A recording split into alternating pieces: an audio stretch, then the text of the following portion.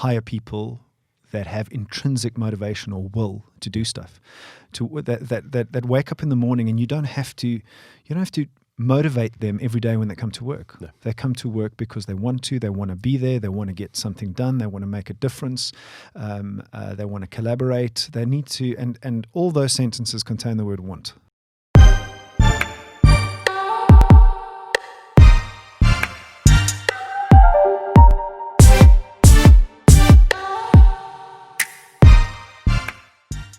Turning to your business, to AutoTrader, what's the culture like?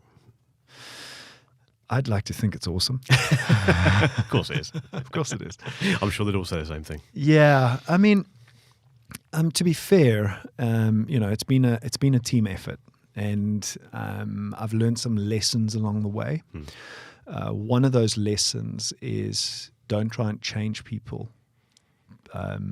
They don't change very easily. Okay. Rather just hire people of a very similar way of thinking. Without thinking of a specific person, is there any way you can give us an example of that? So our print to digital transition was one of the biggest eye openers when it comes to culture and culture change. When we started out, we were a traditional print,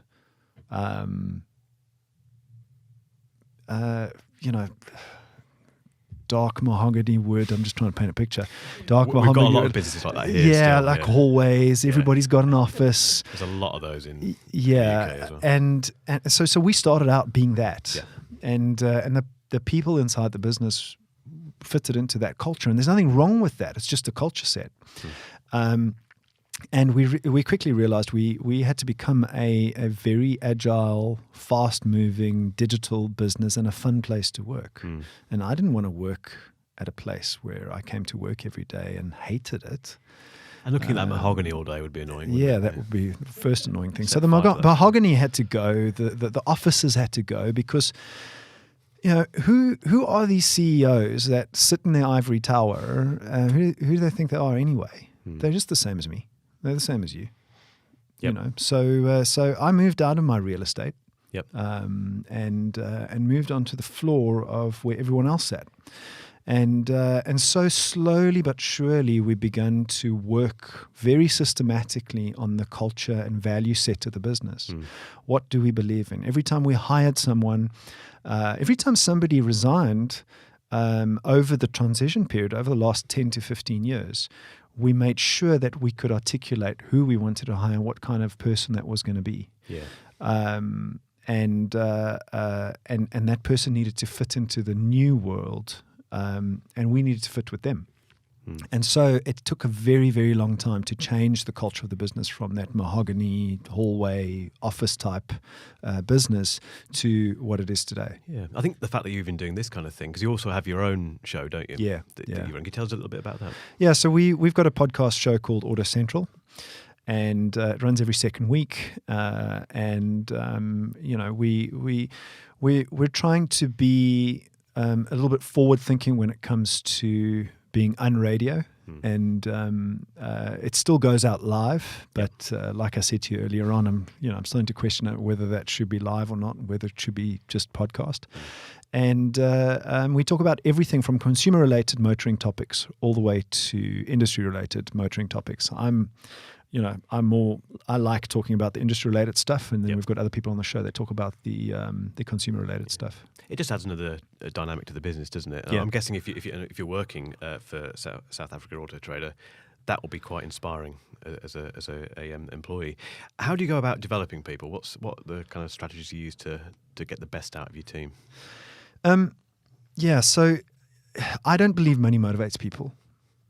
So money is a demotivator, but it's not a motivator. If you can kind of get the nuance between the two. If it's not there, it's a problem. But more of it doesn't motivate anybody. So that's the first principle: is money's not a motivator. So you've got to hire people that have will to do stuff.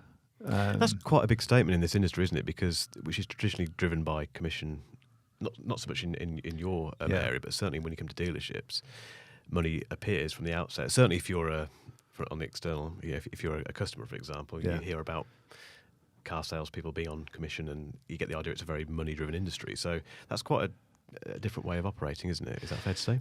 Yeah, it is. I think it is fair to say. But remember the first part is that the lack of money is a demotivator. So if you consider Maslow's hierarchy of needs, if money is not there, it's a problem. It's like if this chair is broken, it's a problem. Yeah. But if the chair is not broken, I'm not thinking about it. So therefore, there is no problem. So money is exactly the same. I'm not saying that you can go about business paying your people nothing, because that's the opposite. Yeah. It's just you can't use it to motivate. It has to be there. And then you can get stuff done. And then once you've sorted out I call that a hygiene factor. Once you've sorted out that hygiene factor, you can then hire people that have intrinsic motivation or will to do stuff, that wake up in the morning, and you don't have to motivate them every day when they come to work. No. They come to work because they want to be there, they want to get something done, they want to make a difference, they want to collaborate, they need to, and all those sentences contain the word want. They need to want to. And I hear that you have culture days, don't you? Yeah. Which might, again, for our listeners, might be a new concept. I'm guessing that's also something that keeps people where you want them to be, motivates them. What is a culture day? How does that work? Yeah, so we have when new hires enter the business, we have an induction program, and that induction program kind of sets out. They spend a day and they understand how, for lack of a better word, how we do things around here. I like to describe the culture of a business like a beach. Everybody is in board shorts. If somebody walks onto that beach in a suit, they're not gonna fit. No. So what does our beach look like? How do we do things around here? How do we collaborate? How do we talk to each other?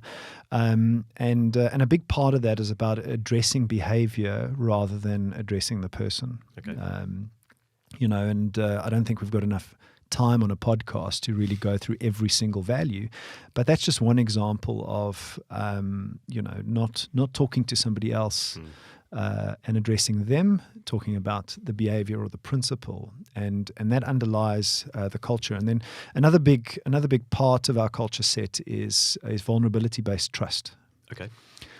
Being able to be vulnerable with your colleagues or be vulnerable with other people in the business, and not feel like you're going to get stabbed in the back with being vulnerable. Yeah. And is it effective? Very effective. It takes a long time to build. I can imagine. That circle of vulnerability takes an incredibly long time to build. That's why I said right at the beginning, I've learned a couple of things over my career, and one of those things is building a team doesn't happen in 12 months. No, it takes time, doesn't it? It takes years. I think over here, whenever we hear things like culture days, we think like team building days, and I don't know if it's the same in South Africa, but that can be a bit of a dirty word over here. People team building. Yeah, which is important, but I think people have this view of it that involves like standing on a stage and falling backwards so people catch you and all that sort of stuff, and spending time with people that you don't really like. But from what you're saying, it's genuinely, these culture days have made a huge difference, haven't they? It has. It's not about having one culture day. So that's the induction program. Yeah. But then every quarter we have a staff meeting. And probably only about a third of that staff meeting is about how the business is performing. Okay. And the transparency around how the business is performing. And another third to 2/3 is around other stuff, real life stuff. Yeah. That is happening inside the company, rather than it all being about KPIs and the numbers. Yeah. KPIs and the numbers is an important part, but it's not everything. And I think a lot of leaders are scared of the non-KPI stuff. Yeah. Why do you think they are? It's hard to measure. It's hard to measure someone's will to do something. It's hard to call them on it. It's hard to have a conversation about it. Because there's no number attached to it. There's no number attached to it, yeah. Yep. So KPIs are a really easy thing for leaders to measure a business by, but it's only half the story. I'm putting you on the spot here, but what do you think are the 3 ingredients to creating a sustainable business? A business that is genuinely great to work for? You've got to build trust. You've got to build trust two ways. Yep. So I think that is one of the fundamentals. How do you build trust? There's only two ways to build trust: vulnerability-based trust and behavioral trust. Okay. If you can build those between individuals, within the business, within teams, you have one of the key ingredients. One of the other key ingredients would be transparency. Yep. Create transparency about how the business is doing. We had a iPad which was at the exit of the business, which now we've revamped the entrance and the exit, and we need to put the iPad back up. But it had a couple of blocks on it, and that was just, how are you feeling today? Right. Okay. And somebody could walk past it Tap it. and tap it. Yep. And What was the response for that? Did you find people used it? Yes, they did. Yep. They did. And we were able to get feedback. So I think that transparency and getting feedback back from the business is very important. And then I think the KPIs, the third element, will come. Yeah, you need that. You still need the numbers, don't you? Yeah, you do. Yeah, You do. absolutely. Obviously, we've talked a lot about employees, but what about the management team? Has that had to change quite significantly as well? The guys that you work with from a management perspective, are they what things have you had to do with those guys to bring about this new culture? I think it starts with the management team. You've got to really believe in what we're talking about at that level. You can't have a management team that are a bunch of dictators and then preach about vulnerability-based trust and preach about transparency and they don't see it within the management team. I've been fortunate to have a management team that I work with now, for most of them have been around for more than 10 years. Which tells me they want to be there. Yeah. And if they want to be there, then I want to work with them. Yeah, it rubs off, doesn't it, really, in that respect? Yeah, so I think it starts with the management team. And then hiring those people and nurturing them to grow is important. Most of the people that are in the management team have grown up in the business. Yeah, that makes a big difference, doesn't it? Yeah, they haven't been poached or hired from outside. Some of them have come from outside. But I think the benefit that we've had is that when one or two people join the team from the outside, 7 or 8 are from the inside. Okay. So therefore, the culture is overwhelmingly what it is today. Yeah, it's already embedded, It's already isn't there, it, in yeah. that case? Yeah. Yeah. Excellent. How many people work in the organisation? Just on about 150. Okay, because that's a lot of people, isn't it, to keep in check, if you like, in terms of that culture. I'm Well, thinking it's- everything you've said is fantastic, and I'd imagine it feels like it would be simpler in a team of 10 people. But when you've got that many, is that a challenge? Not if you've built a management team that believe in this, because I could never do it alone. It's just impossible. I couldn't lead 150 people on my own. So you've got to really work with people that believe in the same things. Yeah. And have the same value set and work in similar ways. It doesn't mean that there's groupthink. I don't believe that groupthink exists in an effective business. You've got to be able to fight. Yeah. Angie and I fight all the time. It's important to have arguments, isn't it? Yeah. Absolutely, yeah. But it's never character assassination. No, that's very different, isn't it? Yeah. It's never character assassination. It's always about ideas and about disagreeing on something and being able to logic it out. And then also being transparent with that, not trying to just keep it behind closed doors. Yeah. Fight if you want to fight. Just don't scream at each other. Yeah.